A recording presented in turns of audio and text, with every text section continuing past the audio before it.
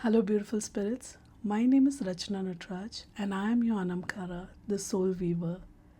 I truly believe my sole purpose is to gently guide you back to the light within you, the part of you that was never lost, just quietly forgotten. This is your space, and in this episode together, we're going to sit with something very tender, something honest, that sometimes pain feels like home.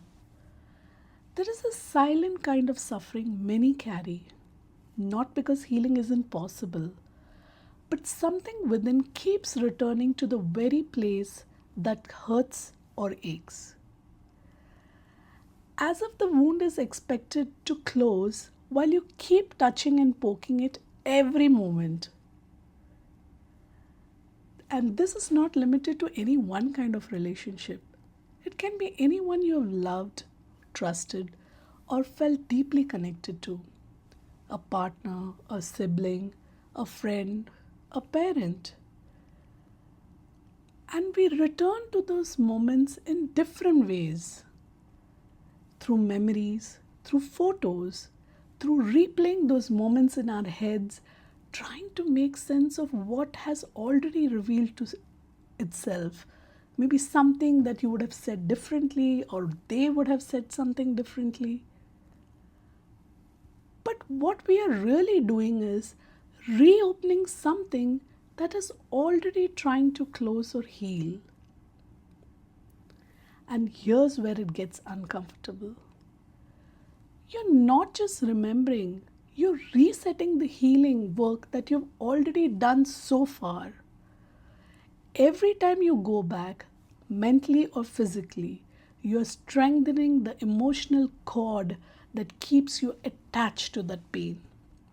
And every time you choose not to, you begin to reset something deeper: your nervous system.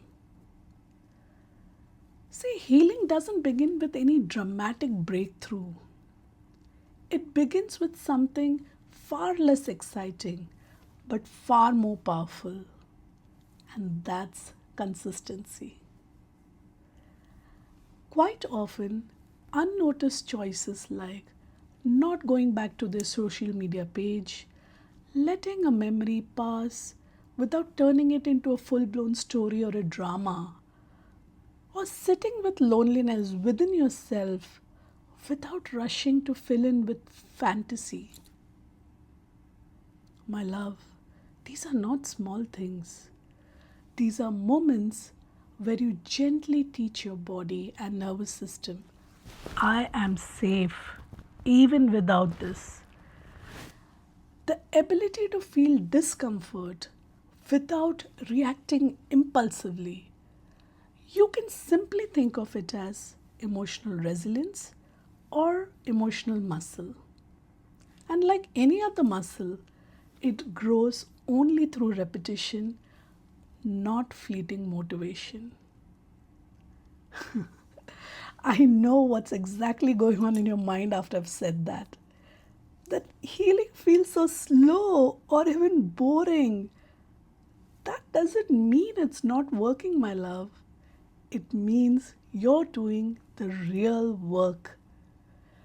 Because healing isn't just emotional release, it's the quiet discipline of building small, steady routines, making choices every day in the small moments. And over time, your body begins to believe you.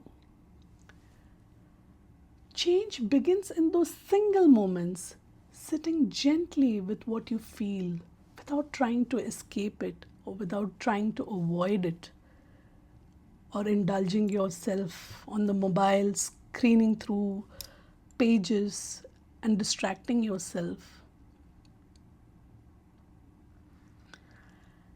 And in that quiet presence, something within you begins to shift. The urge softens, the memory loosens its grip, and your energy begins to return to yourself.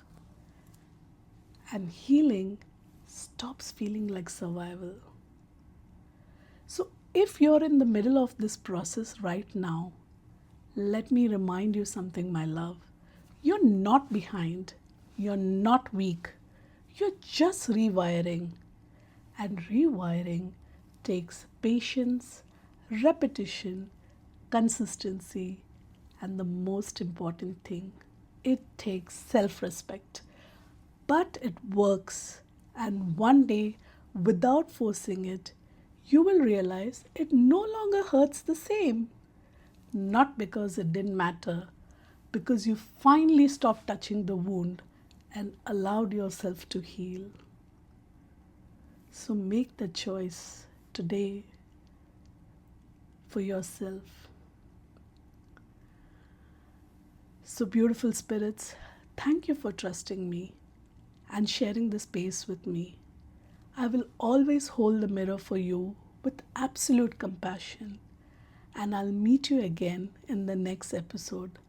Love and light, your Anamkara.